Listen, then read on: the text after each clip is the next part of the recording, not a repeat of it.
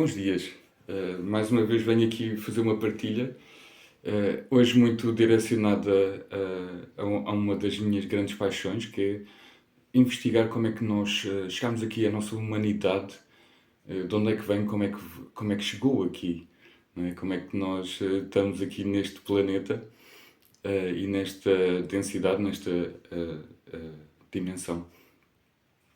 E claro, o Egito acaba por ser sempre incontornável, se queremos realmente ir mais fundo, porque acaba por ser uma civilização que ainda tem imensos registros, outras civilizações já não têm tantos registros, e no fundo é um imaginário coletivo.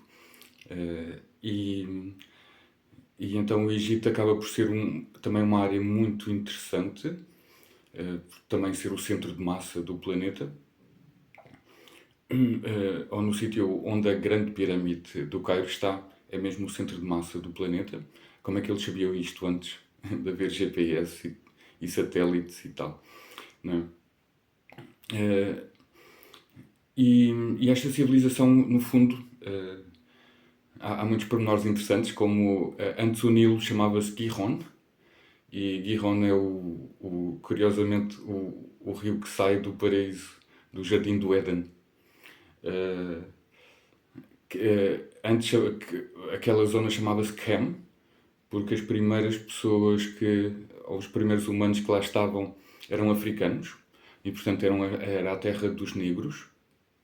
Peço desculpa por esta expressão, mas é a história. E Cairo, houve uma altura que se chamava Babilónia. E a Grande Pirâmide muitas vezes foi referida como Rosh Tau, o Monte do Touro. E muitas vezes representada por um X. Nós já sabemos que há um senhor que tudo o que mexe ele mete um X, porque sem dúvida que, e mesmo se pegarmos na geometria clássica, digamos um quadrado, não é? É chamado o quadrado pi quando ele está num vértice, muitas vezes chamamos de losango, acaba por ser o quadrado mãe. E eu acredito também que o X acaba por ser a contraparte da cruz, porque no fundo a cruz vem da observação do campo toroidal, e há uma altura que, visto de cima, o campo toroidal forma uma cruz no centro, é muito interessante. E por isso eu acredito que todas as tradições usaram, porque também há imaginários coletivos, não é? Todas as tradições falam que os deuses vieram dos céus, mesmo na tradição judaica cristã, não é? Estão no paraíso, no Jardim do Éden, no céu, não é? Os deuses. Não o Deus, os deuses. E também o dilúvio, ou um grande dilúvio, acaba por ser também uma história que acontece em todas as tradições. E esta coisa do X, do Rostal, é muito interessante porque, sem dúvida que todos os sábios foram ao Egito receber iniciações e informação. Mesmo quando falamos da personagem, se é ou não, isso acho que não é importante neste momento. Mas a personagem de Jesus Cristo, ele teve desaparecido, e sem dúvida que eu acredito que as técnicas que ele depois usava vinha muito não só do contacto com a cultura essénia, em que eles eram mestres dos cristais, e eles tinham, no fundo, a tecnologia deles era 12 cristais, e depois eles usavam as energias e as geometrias de cada cristal. Não só o contacto com essa civilização, mas também o contacto com os conhecimentos que a civilização pré-egípcia deixou. Claro que ele, acredito, também tenha estado, porque há registros da passagem dele na zona da Índia. Ok, portanto, já naquela altura havia grandes movimentos, e daí explicam-se, por exemplo, a agricultura e certas matemáticas e tal, aparecer tudo no planeta em simultâneo, porque já naquela altura se viajava muito. Nós não sabemos era como, curioso. E sem dúvida que uma das personagens muito interessantes na cultura europeia e, claro, mundial, Leonardo da Vinci, ele foi trabalhar para o sultão da altura e ele investigou imenso a Grande Pirâmide e sem dúvida que a representação do Homem de Vitrúvio é assim uma coisa descolada de todo o trabalho dele e sem dúvida que representa muita geometria e talvez as grandes metáforas de Osíris ser cortado em 14 pedaços. A pirâmide, a grande pirâmide do Cairo aparentemente tem 14 zonas. Portanto, o aumento do Vitrúvio acaba por ser talvez a síntese que Leonardo da Vinci trouxe do contacto com essa cultura. Porque para percebermos a cultura pré-egípcia, eu acho que é interessante nós olharmos para eles como eles olhavam para si.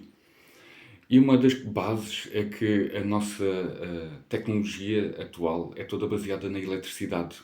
É tudo elétrico, eletrónico. Quase todos os fogões hoje em dia já são elétricos e tal. E cada vez caminhamos mais nessa direção. Claro, agradecendo ao Sr. Nikola Tesla por nos ter ajudado a ter uma eletricidade menos má. Mas acaba por ter alguns efeitos, a eletricidade que nós usamos acaba por ter alguns efeitos não positivos. Porque eu acredito que esta civilização e mesmo a tecnologia que eles deixaram é toda baseada em vibração. Ok? Porque vibração acaba, não é? Som, vibração, acaba por ser a primeira condição para existir, para a existência, não é? Se não, no fundo, e quando falamos, sei lá, da geometria, não é? Nós temos o círculo e depois o círculo, para se ver a si mesmo, ele tem de sair dele e depois cria a dualidade entre o corpo e o espírito e depois no meio aquela amêndoa, a Vesica Piscis, no fundo é a alma. E então tem de haver sempre uma certa flutuação para haver condição de existência nesta densidade e nas outras também. E então, quando nós temos uma vibração, nós temos este movimento, ok? Ou algo deste tipo. Claro que é um movimento multidimensional, claro que as minhas mãos não representam nada disso, claro, nem era possível, mas quando há vibração, no fundo, há um certo movimento que na física tradicional se chama gravidade. A gravidade cria, normalmente a flutuação da gravidade ou a própria gravidade cria um campo magnético e o campo magnético cria a eletricidade. Portanto, nós vivemos num universo magnetoelétrico e não eletromagnético. E claro que para nós termos mais rendimento, quanto mais à fonte formos, melhor. E essas civilizações perceberam que, sem dúvida, trabalhar com vibração acabava por ser a técnica mais fácil e mais à disposição. Okay? Porque, por exemplo, para termos eletricidade temos de ter conversores e geradores e coisas, mas se nós formos ao tecido espaço-tempo, ou que chamam a flutuação do vácuo, toda a energia está lá. Okay? É dito que 1 centímetro cúbico de éter contém o equivalente de energético a alimentar a cidade de Nova Iorque durante uma semana. Portanto, e estamos a falar de 1 centímetro cúbico, que é, sei lá, uma coisita assim, okay? Centímetros cúbico. 1 metro cúbico dá para alimentar o planeta. Okay? Portanto, eles sabiam como usar bem a energia e por isso eles tinham muita tecnologia mesmo Quando nós vemos, eles estavam sempre com coisas nas mãos e tinham sempre coisas nas cabeças, não é? Porque é tecnologia. Mesmo se nós formos a ver os mágicos, sei lá, Gandalf, aparece sempre com um chapéu bicudo, em cone. Porque sem dúvida que o cone do ponto de vista geométrico, é a figura que, ou é a forma que gera mais energia. Ok? Uh, e, e se calhar ficamos por aqui, ok? Se calhar hoje já é um bocadinho de informação, mas sem dúvida que. Porque eu depois quero falar na geometria numa próxima ocasião. Mas só a terminar aqui, sem dúvida que mesmo ao Hands of Horrors, as pegas de Horrors, que agora voltaram, houve quem percebesse como é que elas funcionavam realmente e voltaram. Então, no fundo, nós podemos usar tecnologia para aumentar a consciência. Quando nós, sei lá, temos os nossos cristais, temos os nossos amuletos, no fundo são peças que nós sentimos que nos podem ajudar na nossa consciência. Claro que temos tudo isso cá dentro, são só coisas que nos fazem lembrar aquilo que nós somos e que as capacidades internas nossas.